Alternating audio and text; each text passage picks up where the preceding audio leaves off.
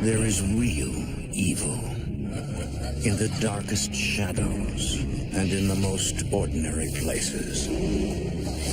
These are the true stories of the innocent and the unimaginable. Jamie and Ben Shea find the perfect place to raise their children.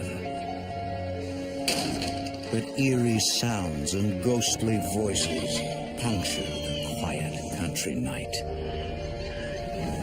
An unseen menace lies in wait, intent on destroying their family and shattering their lives.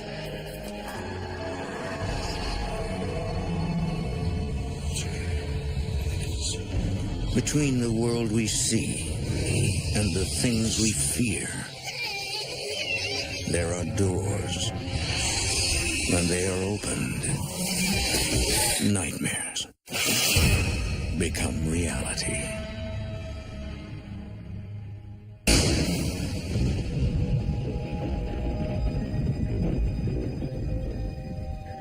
The Ozark River Valley once stood as the gateway to the West, the last outpost of civilization before the frontier beyond. But nestled amid this lush countryside lies a different kind of portal. The crossroads between life and death, where the mortal and the eternal collide.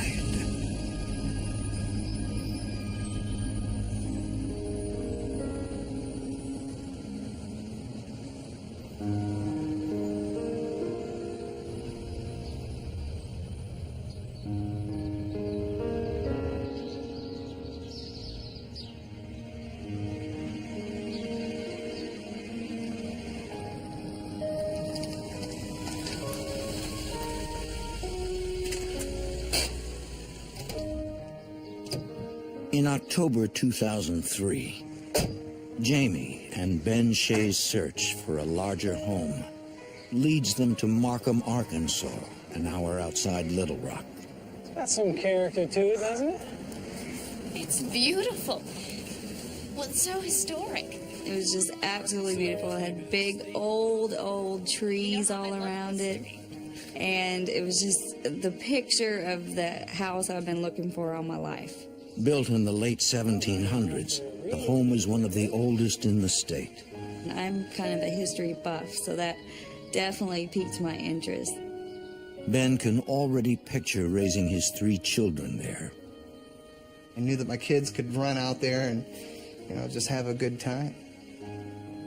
I grew up that way, me running out and playing in the woods, and I definitely wanted that for my kids. Did the agent give you a key? The house is a short commute to Arbutus, where Jamie is a legal assistant.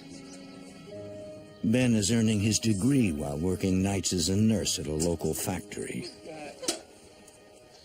It was in between the 2 towns where my husband worked and where my husband went to school, so he could spend more time with the kids and not have to be traveling back and forth as much.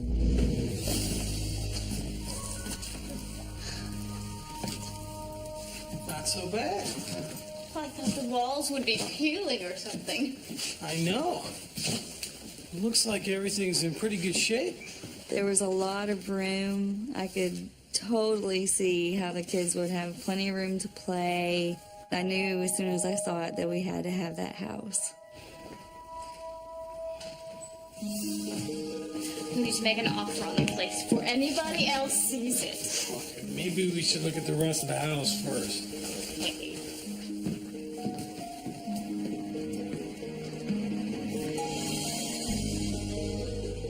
Wow, this is great.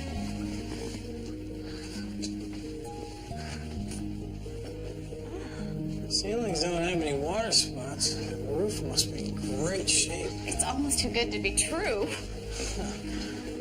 I'll say.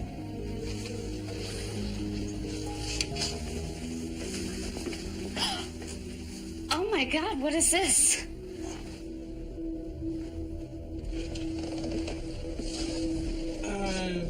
I wouldn't worry about it. The fireplace had all kinds of markings on it, like the name of this boy that had died. pentagrams. It takes a lot to kind of spook me, so I was just like, oh, some teenager, lived here before. And The Shays remain enthusiastic about the house. Looks like a nice fireplace. Shouldn't be boarded up anyway. You think it still works? We decided right away the first thing that we would do was get rid of that. But other than that, it was just perfect.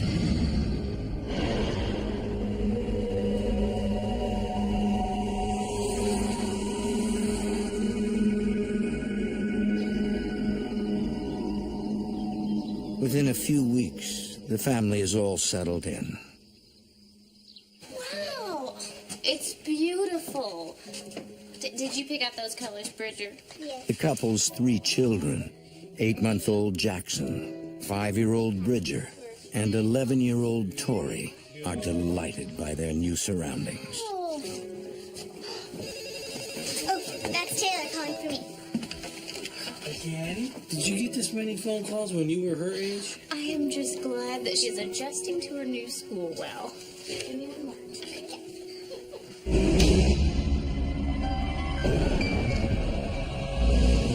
The Shays quickly fall into a busy routine. You guys need to hurry up because it's time to get to the bus, okay? Jamie hires an experienced sitter to watch the baby during the day. Hi. Hey.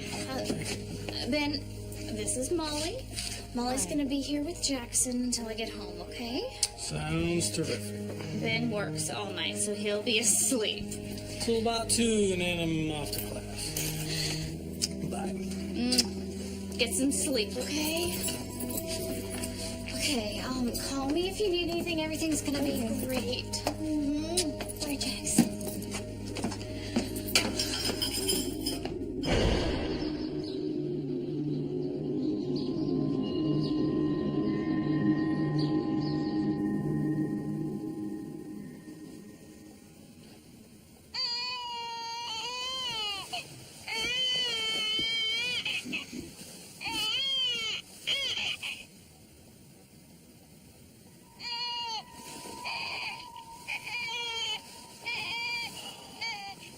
Molly, can you please get the baby?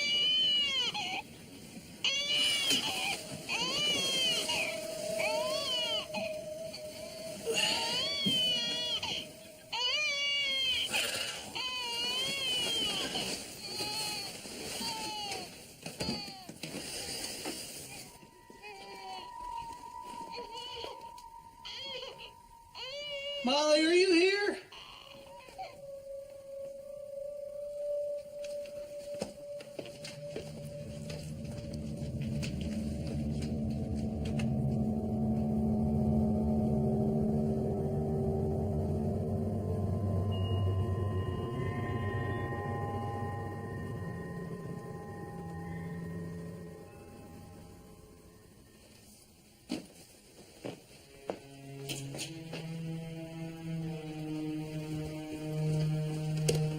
Molly? Molly, are you here?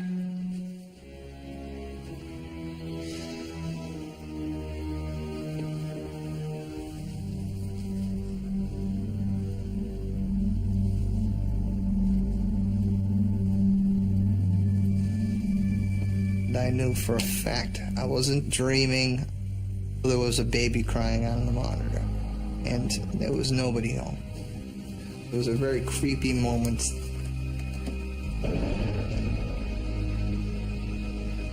Unsure what to make of it, Ben keeps the strange incident to himself.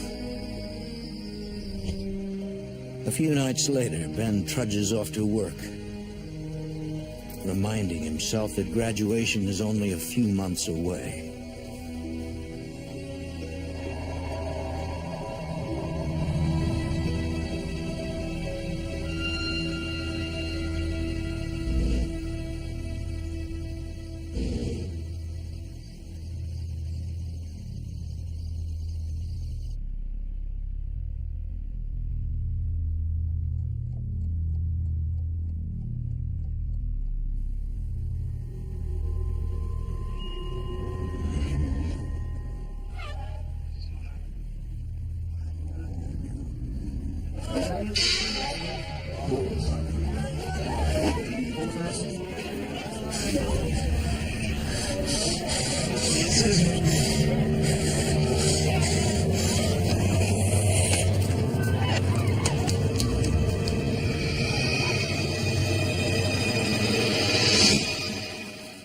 Richard, what are you doing up? I'm scared. People are talking in my room. Who's talking, Tori? No, it's not Tori. It was just a bad dream, Richard. Now go to sleep.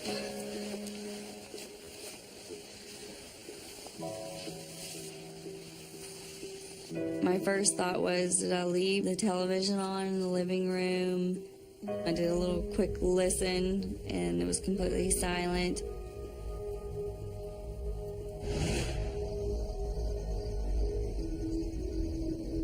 Later that night, around 3 a.m.,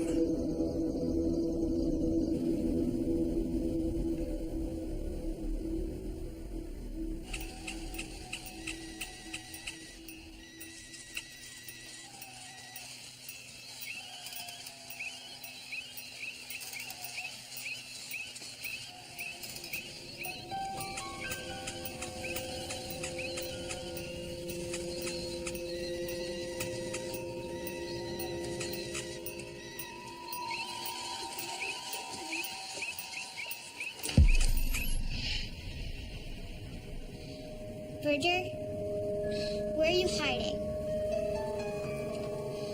Okay, if you're not gonna come out, then at least quit messing with your toys and go back to bed.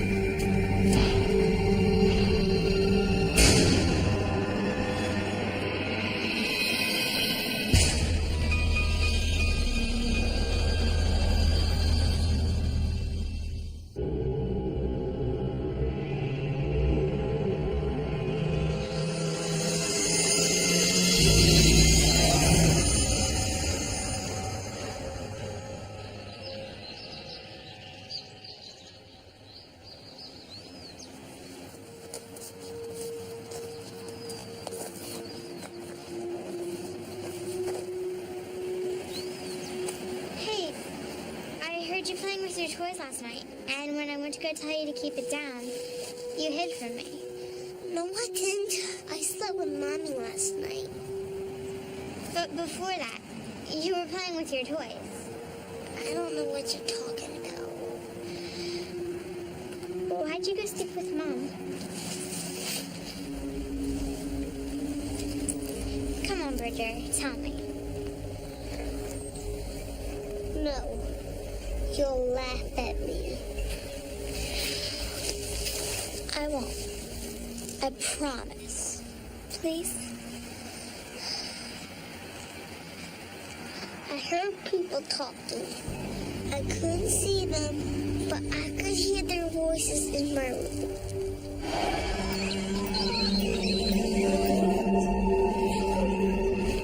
Did you hear them?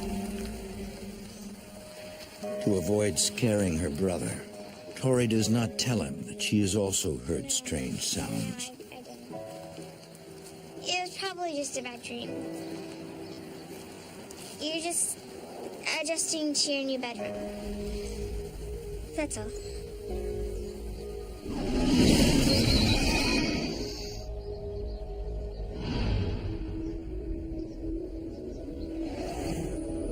None of the Shays mention their individual experiences. For the next few weeks, time passes uneventfully.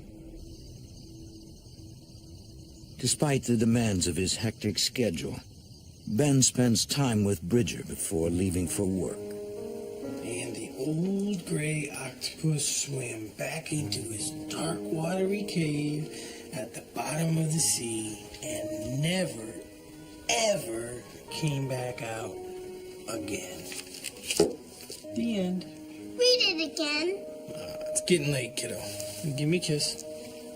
I love you. I love you too. I'll get in bed. then hopes that after he earns his degree, he can work normal hours and spend more time with his family. Mommy! Are you saying goodnight to Daddy before he leaves? I gotta go to work, buddy. I wish you didn't have to go. Me too. Love you. Love you too. Bye. Good night.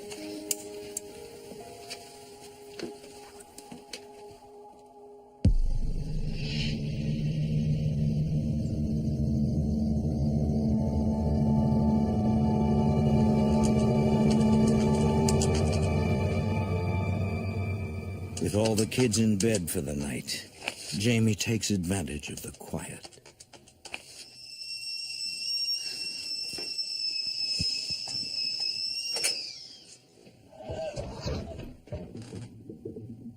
Tori, is that you? Bridger, Tori, get back to bed.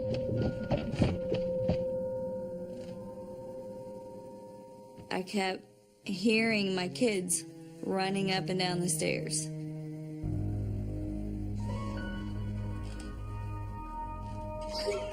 Oh. Kids, get back in bed.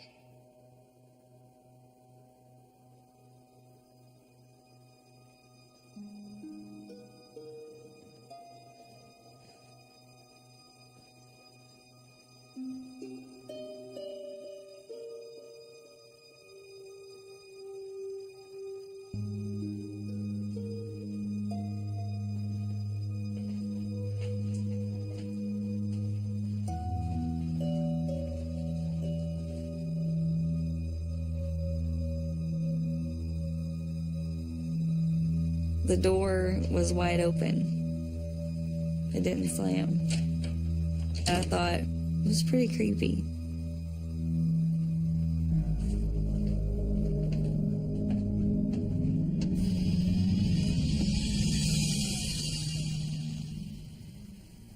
All three of the kids were sleeping, and I was the only one in the house besides the kids.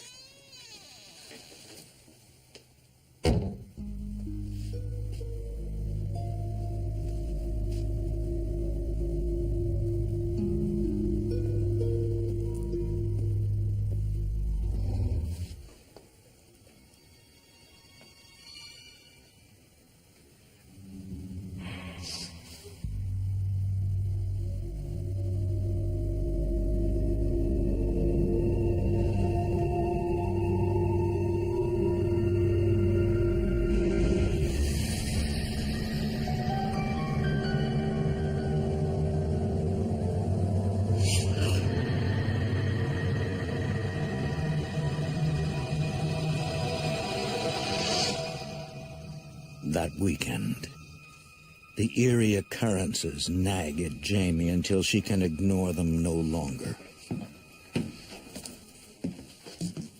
Holly told me the weirdest story today. She said that she heard crying in the baby monitor, and when she went upstairs to check on Jackson, he was asleep. She said it looked like he hadn't even been crying.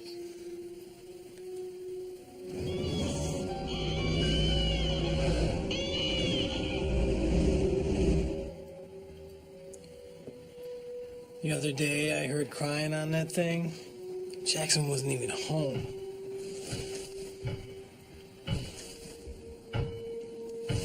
Somebody's up. Well, it sounds like it's from down here. It's gotta be Bridger. I'll take care of this.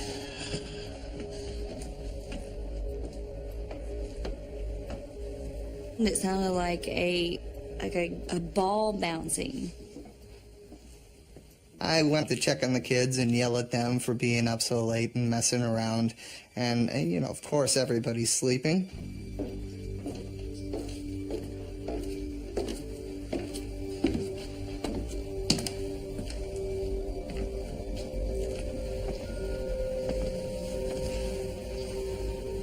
Well,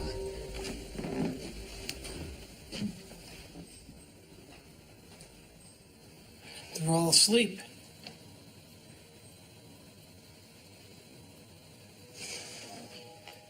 You know, these old houses, they make all kinds of noises that you can't explain. It's getting late. I'm going to bed. You coming? I'll be there in a second. All the strange occurrences suddenly make sense. At that moment, I did start to get the feeling that we were living in a haunted house.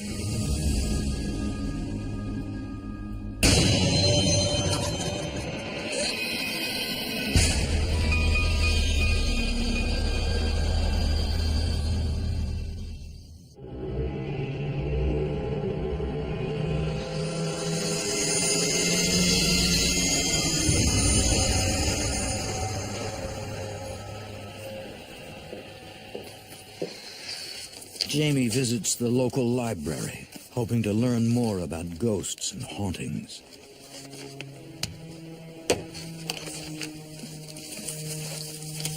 I'll finish this up for you. Okay. Brenda will finish helping you.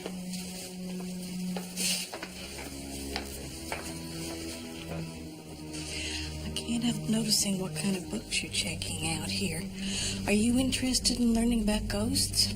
Yes. I grew up in a house that was haunted. Was it around here? 721 Franklin. Jamie is astonished. It's the house where her family now lives. Haunted by the ghost of a little boy. She started telling me about a boy that had fallen out of the window and died. And he had fallen out of the room that was Bridger's room, where he had been hearing the voices and the people talking. I felt the color just rush out of my face. Everything makes sense now. All the little things that had happened that I thought, you know, someone's trying to play with us. Did you ever feel afraid? I mean, did this ghost ever hurt anyone? I just think he was looking for attention, you know. Poor little guy. You let me know if these help you.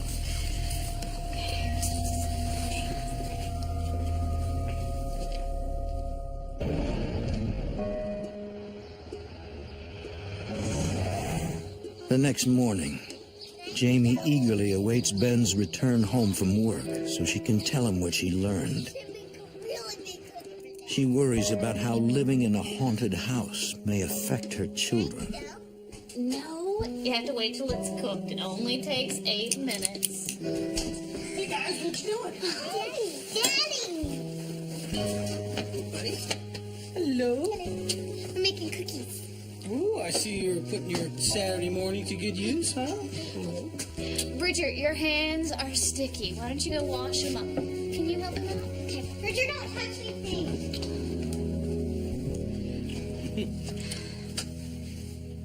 Ben, I talked to somebody who's lived in this house before.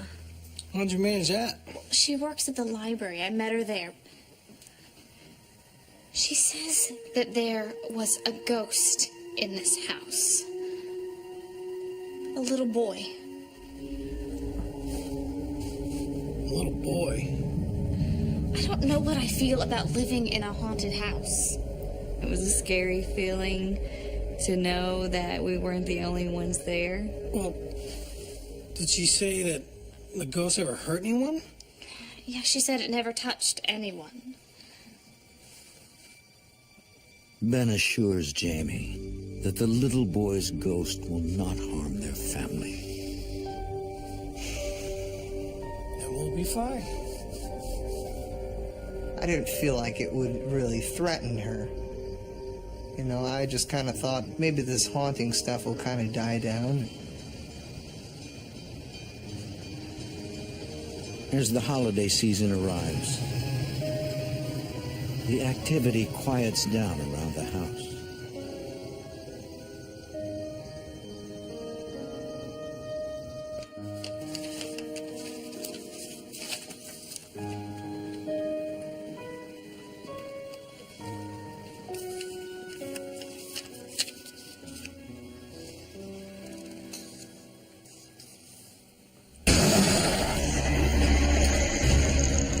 I felt like someone was standing right behind me.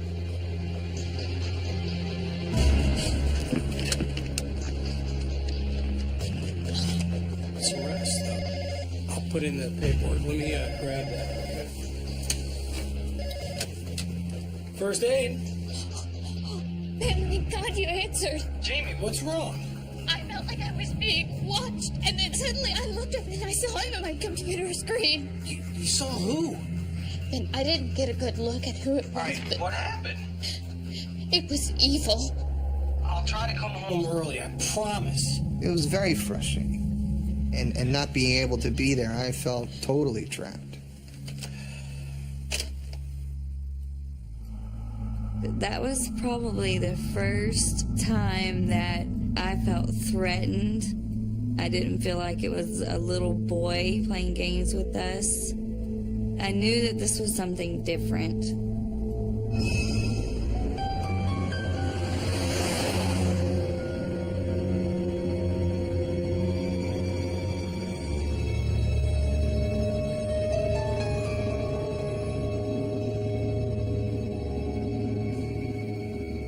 Jamie wonders if the woman who saw the boy's ghost ever encountered the other spirit. Is Brenda working? I'm sorry, Brenda no longer works here. Do you know how I can get in touch with her? I'm afraid not. She left with no forwarding address or telephone number. Did she leave the area? I think so, but I can't give you any more information Look, than that. I am just a friend trying to get in touch with her. Is there something I can help you with? No. Thank you. I was really disappointed because I thought this is going to be at least an answer to what we're dealing with here.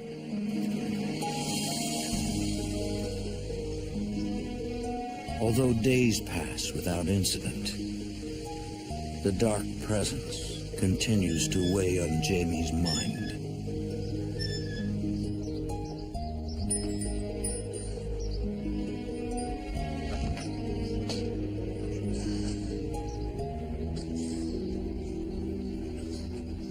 Aren't you forgetting something?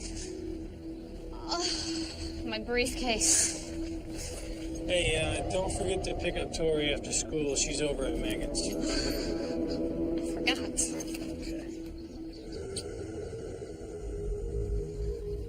I really had a real, just eerie, kind of sick feeling in my stomach.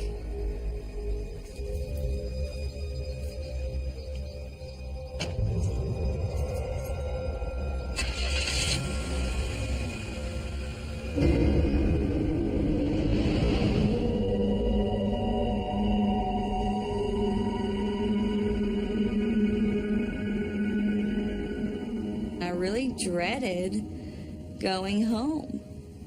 It was starting to not feel like a home anymore.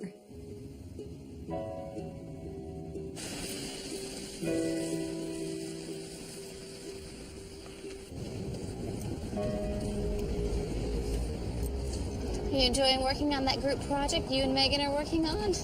Yeah, I'm finishing it now. It'd be great if you didn't hit all the bumps. Sorry, honey. There's road construction. Thought we'd have some pasta tonight. How does that sound?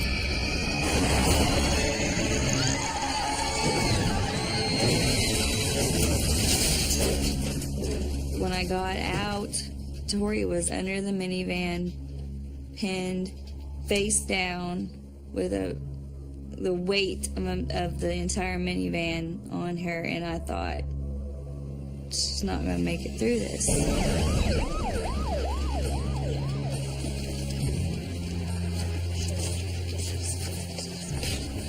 How is she? I think her back would be broken. Oh my God. They didn't know exactly to what extent she had a broken back.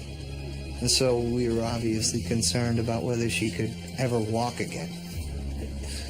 It terrified me to not know. We believe Tori may have compression fractures to several vertebrae. I thought back about the events of the day, and feel like I was being watched, and that whole feeling that I had before we had the wreck, I started to wonder if there was some kind of connection. Just have to wait. Thank you. 2 weeks after the accident, the hospital releases Tori, just in time for Christmas. Although her doctor expects her to make a full recovery, Tori will be bedridden for several months. What are you doing here? Good. I like this. She could not walk without help, so I took a leave of absence from work because she needed pretty much constant care. Handle all that? Sure? You okay? Bridger, that's Tori's scooter. It's okay. He can ride it. It was an awful Christmas because we had just bought her a scooter. Don't worry, you'll be up and around riding on that thing before you know it. The scooter is kind of like a, you know, you will walk again. You will be able to ride the scooter eventually. You're not paralyzed. Thank the good Lord for that. Come on, Tori. You heard what the doctor said. You are young and strong. You're going to be up and about in no time.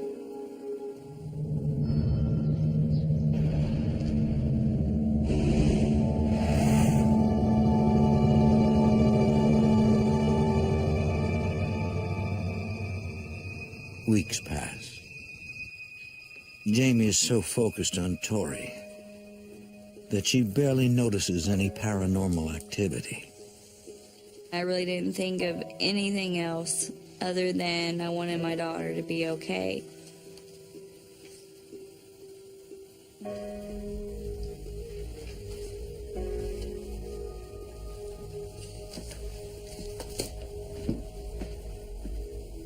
Bridger, what are you doing up? People in my room are talking again. What are they saying? I can't understand them. The good boys and the bad boys all talk over each other. What bad boys? Who are the bad boys? I don't know, because I sleep with you and Dad. Okay, you can stay with us tonight. He's sleeping with us tonight. He's hearing voices again. I'm gonna go check on Jackson.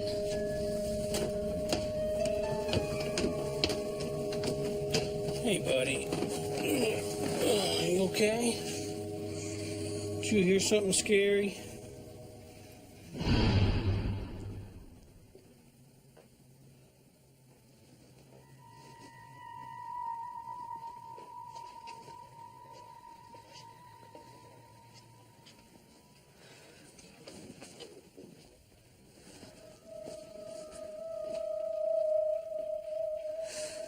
Jamie's relieved to find Jackson sleeping peacefully, unaffected by the voices that plague Bridger.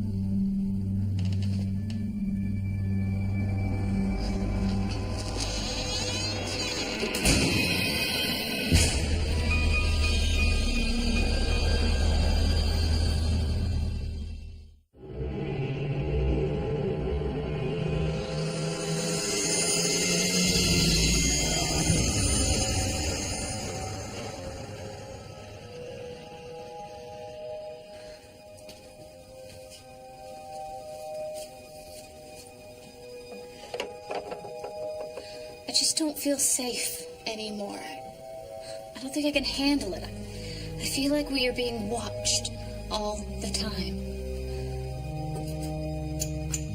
There's no way we can go anywhere until Tori is better. I didn't care whether the house was haunted or not at that point. We were just going to take care of our daughter, get her walking again. Well, we can start looking now and put the house on the market and see what kind of offers we get. In all our free time. Yeah, really. I loved this house. Yeah. Me too.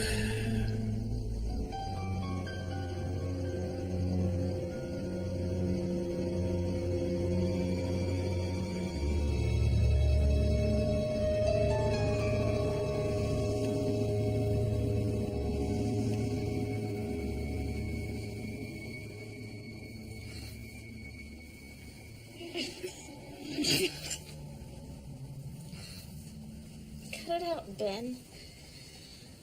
What? Quit flicking my hair. What are you talking about? I didn't touch your hair.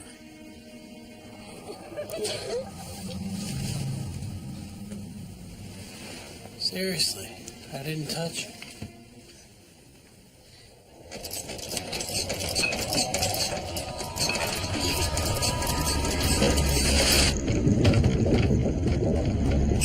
I'll go get that.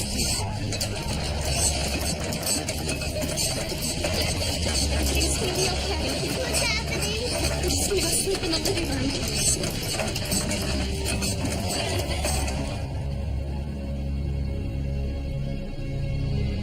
What's going on? What happened? Wait.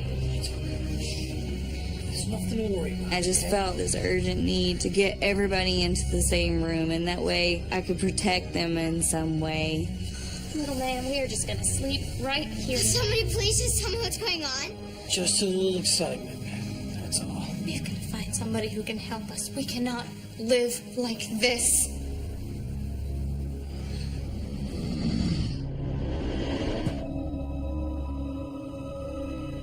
There was an evil presence in the house that was out to harm us. And it wasn't the boy, it was something else. That it was starting to show itself more. And I knew we had to do something. The Shays contact the Central Arkansas Society for Paranormal Research. They arrange to come to the house as soon as Tori is well enough to be moved.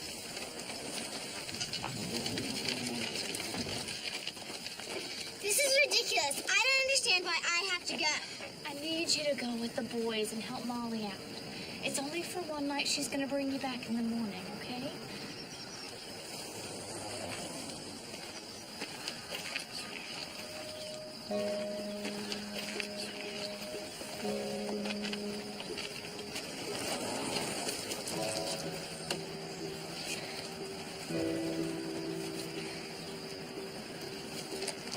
Thanks, Molly. We really appreciate you doing this such last minute.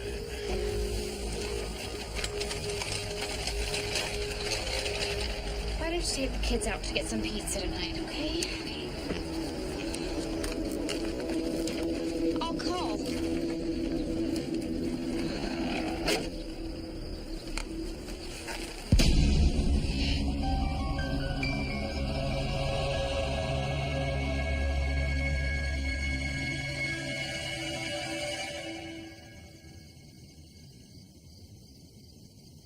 The team of investigators arrives and sets up for the night. Alan Lowe's goal is to find physical proof to explain the paranormal occurrences. His wife Angela and their daughter Violet are psychics. The women in my family have always been very psychic, sensitive, open to the spirit world. Violet's gift goes beyond sensing. I'm probably classified better as a medium. I can talk to them and they can talk to me, and there can be sort of a two-way conversation. The house makes an immediate impression on them. And when we walked in the house, it had sort of a depressing vibe. You know, it just felt heavy. I've done some research on the house, and it verifies what you've heard. Karen Schillings tries to connect the supernatural events to the house's history. Built in 1780, it once served as a hotel and stagecoach stop, and later as a county jail. Why would that cause the house to be haunted? Alan explains that the house's rich past could account for the presence of spirits. Because it served as a way station of sorts. We'll walk through the house and see if we can sense any hot spots of spirit activity.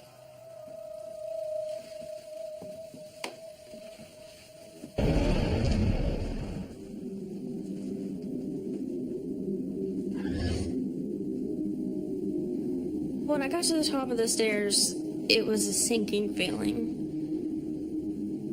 And it was definitely coming from that direction of the house, towards that room.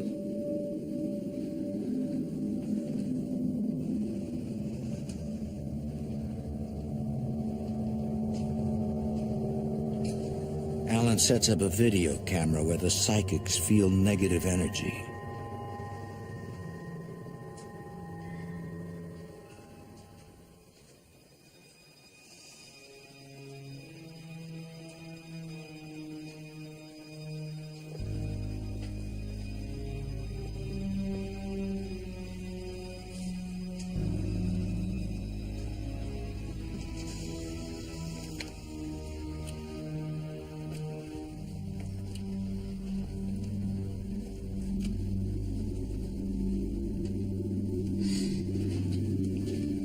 You all right? It's so... Violet senses a presence.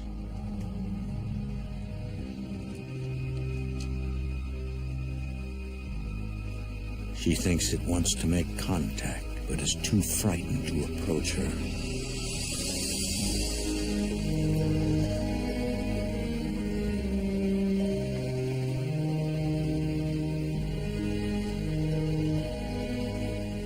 I felt like somebody walked in the room.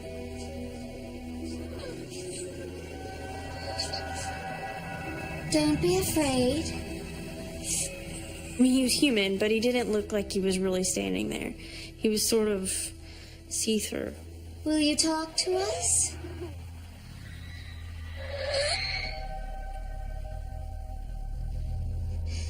There's something else. Someone else is here. We felt like he'd been scared away by a very strong negative presence in the house.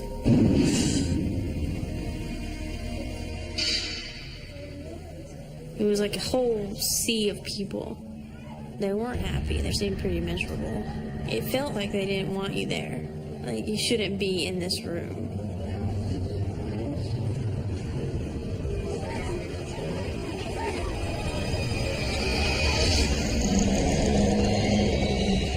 It didn't look human. This presence was something different, and it was really terrifying. I haven't been afraid of a house or a ghost since I was a young child, but this one scared me.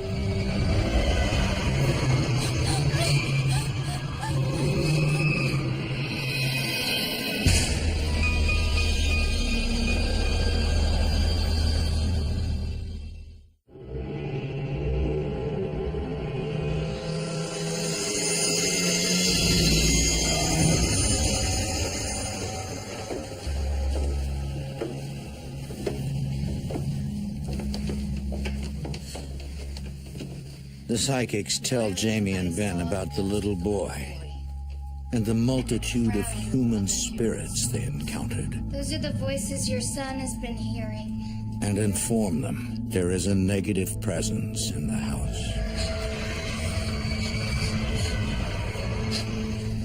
We don't know what it is, but with your permission, Angela hopes to communicate with it in order to learn more. One of the paranormal team people suggested that we find out more details about the spirits by asking them questions through the Ouija board.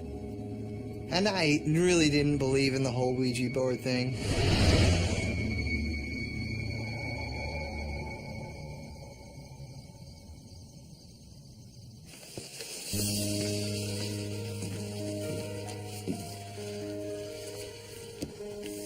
Skeptical because a Ouija board can be easily manipulated, Ben handles the planchette. Me and one of the paranormal team guys did the Ouija board while other people were asking questions. What is your name?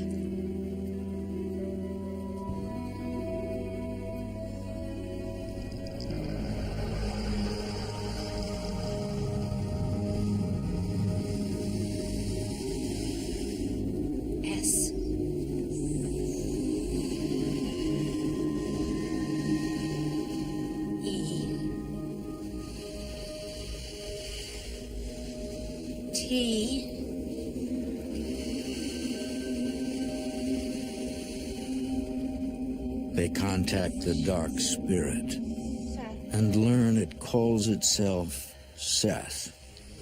When were you alive?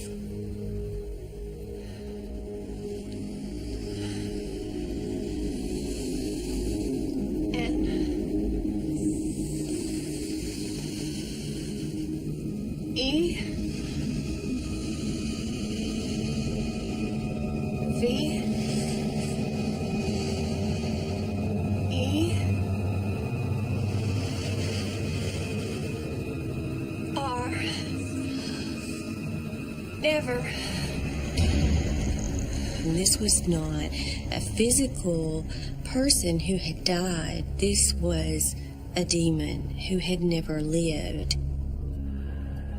But to know that you've actually been in the same house with some sort of demonic presence and knowing that it could do harm, it definitely scares you. The planchette's erratic movement indicates Seth is extremely powerful. Have we seen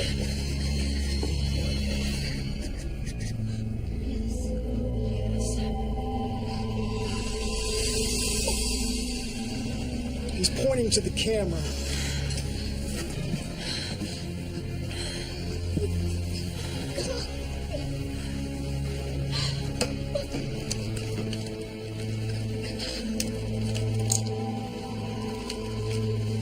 When I saw the figure on the video screen, I knew right away that it was the same figure that was looking down on us the day that we had the car accident. And I got that same sick feeling in my stomach. God! Can you think of any fortune-telling, conjuring, devil-worshipping that might have summoned a demon? Not us, but when we first moved in here, we found pentagrams and candles in the bedroom. We thought it was just a bunch of kids messing around. They might have opened a door they shouldn't have. A door?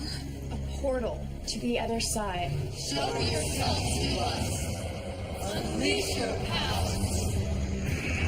Whether it was those kids or someone else, evil had been invited into that house. Angela fears for the family's safety. The spirit was so negative and so evil and so aggressive that the possibility of the family being in danger was very real if something wasn't done. She recommends a ritual cleansing to clear the house of the evil spirit.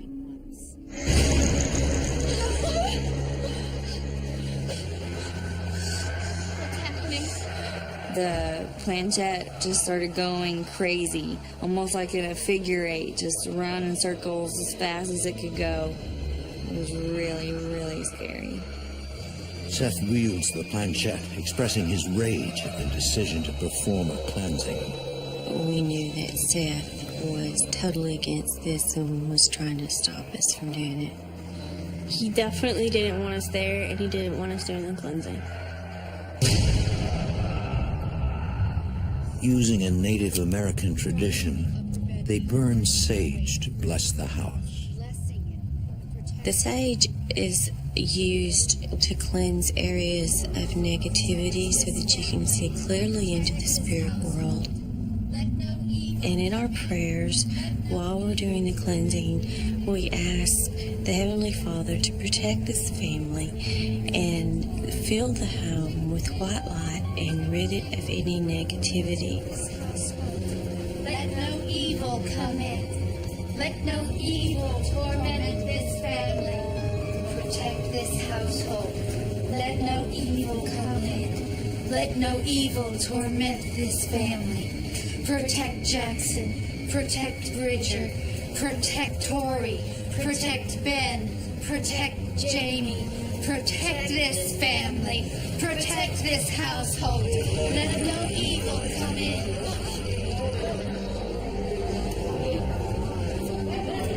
There was heaviness against our chest, like we were being pushed back.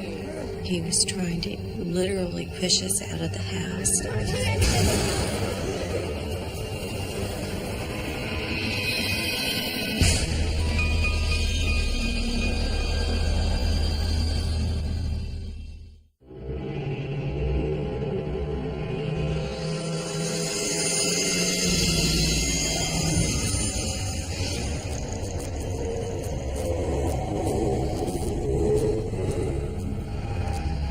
Angela and Violet continue their struggle to rid the Shea House of an evil entity that calls itself Seth.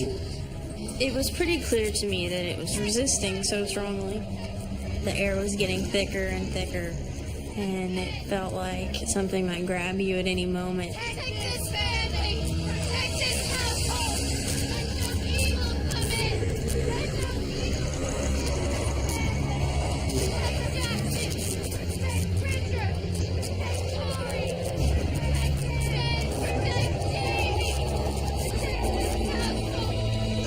They create a circle of salt that will guard the house on Seth's return. Will you draw a line around the house to protect it from evil?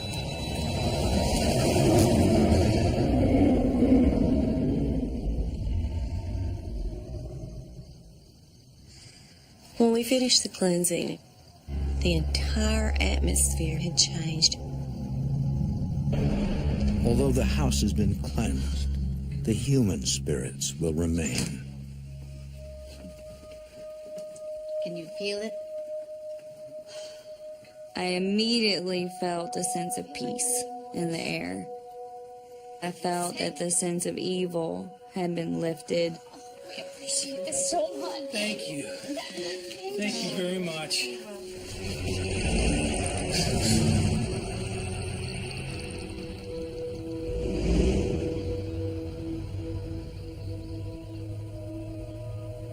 For the next several months, life for the Shea family returns to normal. Sure.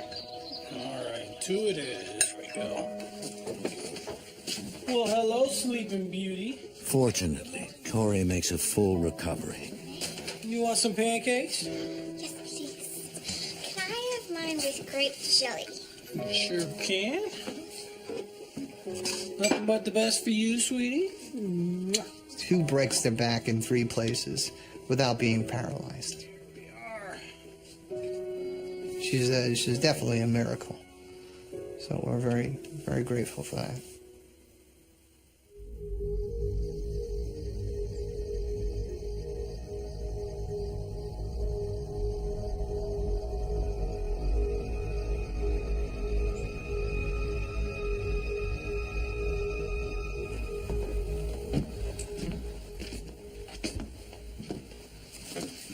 Come on, Jamie, it's the weekend. Look, I'm glad you're back at work, but can't this wait till Monday? No, I have a meeting first thing. Look, I'll take the kids to the fair tomorrow. You can have the whole house to yourself. I've been studying finals all week, and I haven't seen you. I guess I could take a break.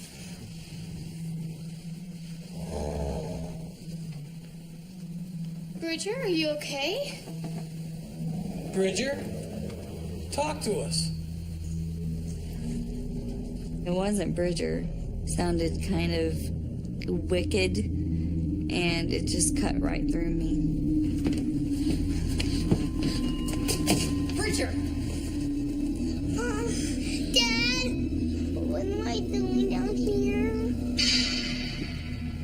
Bridger, you stay here with your daddy. I'll be right back. You okay, buddy?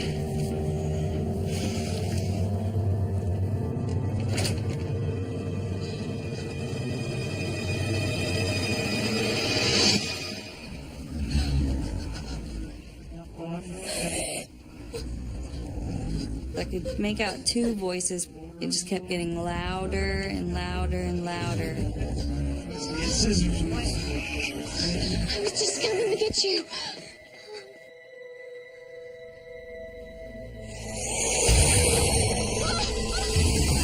When I saw that thing at the end of the hallway, the first thing I thought was, oh no, we're not starting this again. We're getting out of here!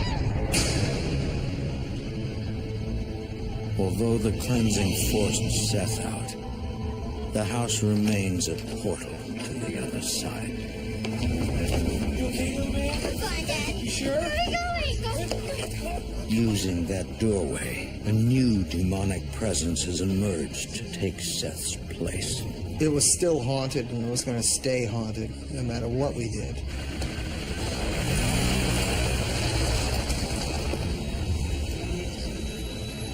The Shays know that if they stay in the house, dark entities will continue to prey on them.